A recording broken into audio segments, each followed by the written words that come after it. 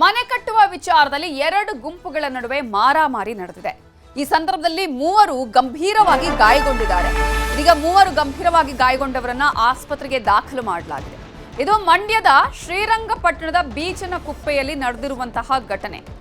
ಮೂವರು ಗಂಭೀರವಾಗಿ ಗಾಯಗೊಂಡು ಆಸ್ಪತ್ರೆ ಪಾಲಾದ್ರೆ ಎರಡು ಗುಂಪುಗಳ ನಡುವೆ ಮನೆ ಕಟ್ಟುವ ವಿಚಾರದಲ್ಲಿ ನಡೆದಂತಹ ಮಾರಾಮಾರಿ ಇದು. ಇದರಲ್ಲಿ ಬೀಚನಕುಪ್ಪೆ ಗ್ರಾಮದ ಕುಮಾರ್ ಹರೀಶ್ ಮಧ್ಯೆ ಮಾರಾಮಾರಿ ಆಗುತ್ತೆ. ದೊಣ್ಣೆ ಕಟ್ಟಿಗೆ ಹಿಡಿದು ಎರಡೂ ಕುಟುಂಬಗಳು ಬಡಿದಾಡಿಕೊಂಡಿದೆ.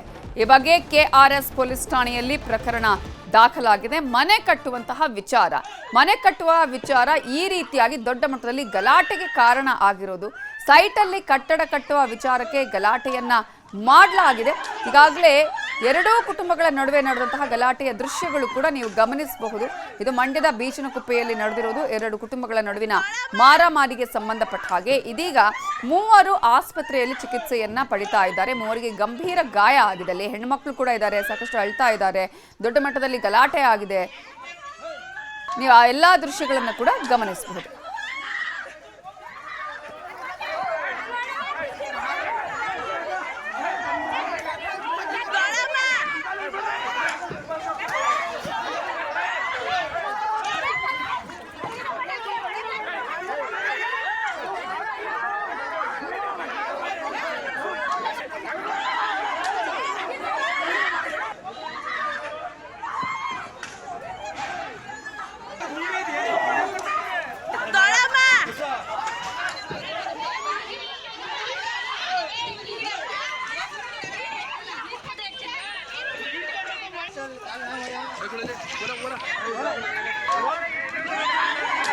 ಮನೆ ಕಟ್ಟುವ ವಿಚಾರಕ್ಕೆ ಮಾರಾಮಾರಿ ನಡೆದಿರೋದು. ಎರಡು ಕುಟುಂಬಗಳ ಮಧ್ಯೆ ದೊಡ್ಡ ಮಟ್ಟದಲ್ಲಿ ಹೊಡಿಬಡಿಯೇ ಆಗಿದೆ. ಯಾಕಂದ್ರೆ ಮೂವರ ಸ್ಥಿತಿ ಇಲ್ಲಿ ಗಂಭೀರ ಆಗಿದೆ. ಮೂವರನ್ನು ಕೂಡ ಈಗ ಆಸ್ಪತ್ರೆಗೆ ದಾಖಲಿಸಲಾಗಿದೆ. ಆದ್ರೆ ಯಾವ ಕಾರಣಕ್ಕಾಗಿ ಮನೆ ಕಟ್ಟುವ ವಿಚಾರದಲ್ಲಿ ಎರಡು ಕುಟುಂಬಗಳ ಮಧ್ಯೆ ಗಲಾಟೆಗೆ ಏನ್ ಕಾರಣ? ಸೈಟ್ ವಿಚಾರನ ಅಥವಾ ಮನೆ ಕಟ್ಟಬಾರದು ಅಂತಾನ? ಏನಾದ್ರೂ ವಿವಾದ ಇದೆಯಾ? ಇದ್ರ ಬಗ್ಗೆ ಇನ್ನಷ್ಟೇ ಮಾಹಿತಿ ಲಭ್ಯ ಆಗಬೇಕಾಗಿದೆ. ಇದು ಮಂಡ್ಯದ ಬೀಚನಕುಪ್ಪೆಯಲ್ಲಿ ನಡೆದಿರುವಂತಹ ಘಟನೆ.